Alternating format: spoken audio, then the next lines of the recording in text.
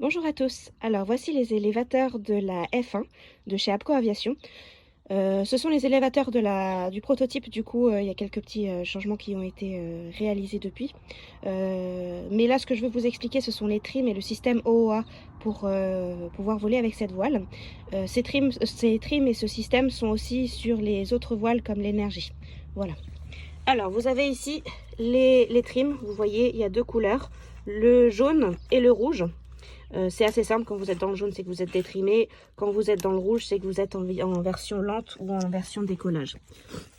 Ici au milieu, vous avez un trait bleu qui vous indique très bien le neutre. Moi personnellement, je préfère décoller sur cette position en bleu. Mais si vous avez par exemple des conditions où vous avez besoin d'avoir une prise en charge un peu plus rapide ou décoller au second régime, dans ce cas-là, il vaut mieux trimer les ailes. Voilà. Donc, hop, je remets au bleu la manière dont moi je décolle. Et vous avez ici le système OOA, donc il est ici. Si vous suivez vos trims, il est juste en bas et ça, c'est là pour vous attacher sur votre carabiner, sur votre mousqueton.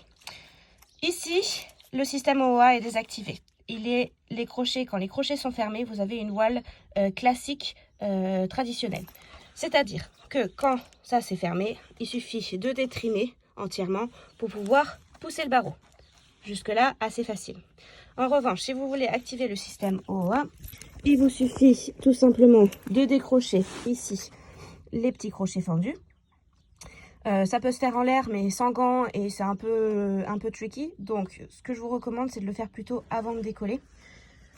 Vous êtes bien sur le trait bleu. Ici, c'est détaché. Quand vous décollez, votre voile est dans une configuration normale. C'est-à-dire que la pression qu'il y a sur les avants va faire que vous avez une voile normale. Là où ça change, c'est uniquement quand vous poussez le barreau. C'est-à-dire que quand vous poussez le barreau, hop, vous avez ici... Alors, attendez, parce que j'ai que deux mains. Voilà. Vous avez ici, de là à là, c'est la voile piqueuse. Donc, vous avez ici une grande différence de vitesse. Le gros avantage, c'est que si vous vous sentez inconfortable ou que si vous voulez, vous n'avez plus besoin de vitesse pour aller voler, enfin dans votre vol, pour quand vous avez rejoint les copains et que vous voulez être à la même vitesse qu'eux, il vous suffit tout simplement de relâcher le barreau. Et dans ce cas-là, ça retrime automatiquement votre voile. Et vous avez ici, vous voyez, les arrières et les avants qui sont au même niveau. Voilà. Attention, notamment quand vous avez le barreau et les trims ouvertes, on se rappelle bien entendu qu'il ne faut pas mettre de frein, il ne faut pas impacter le bord de fuite avec vos freins pour piloter. Il vous suffit soit de piloter avec les tip steering qui sont ici, ce sont des poignées qui sont très confortables, fermées avec des aimants.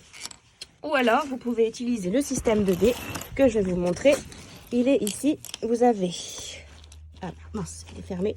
Vous avez ici deux suspentes, une qui est reliée dans la poulie et une qui est reliée sur votre tips, sur votre bout d'aile.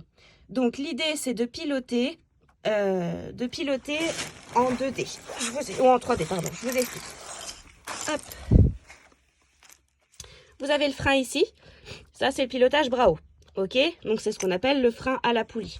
Quand vous êtes en configuration lente, c'est-à-dire que les trims sont au neutre et ici les avants et les arrières sont au même niveau, l'aimant fonctionne très fort. Hop. Vous allez tout simplement utiliser vos freins en les ramenant vers vos épaules. Ça, tout le monde sait faire. Bon, la petite nuance, quand vous êtes complètement accéléré et le système OOA activé, il suffit en fait juste de relever les mains à la poulie et dans ce cas-là de piloter en horizontal, en latéral. C'est-à-dire que si vous êtes à droite et que vous voulez tourner à droite, au lieu de tirer votre main, il vous suffit de la décaler vers l'intérieur pour avoir une action. Or, on sait que plus vous avez de la vitesse, plus l'action à la commande est efficace, donc vous allez pouvoir tourner efficacement de cette méthode. Voilà, ça nécessite une petite gestuelle à travailler au sol si vous le souhaitez. Vous pouvez le travailler en étant complètement trimé au pilotage, sauf que les commandes ne seront pas très efficaces. Et puis après, vous pouvez le pratiquer quand vous êtes au barreau. Surtout, je suis disponible pour vous expliquer ça au téléphone, donc vous pouvez m'appeler quand vous voulez. Je vous souhaite une très bonne journée. Au revoir.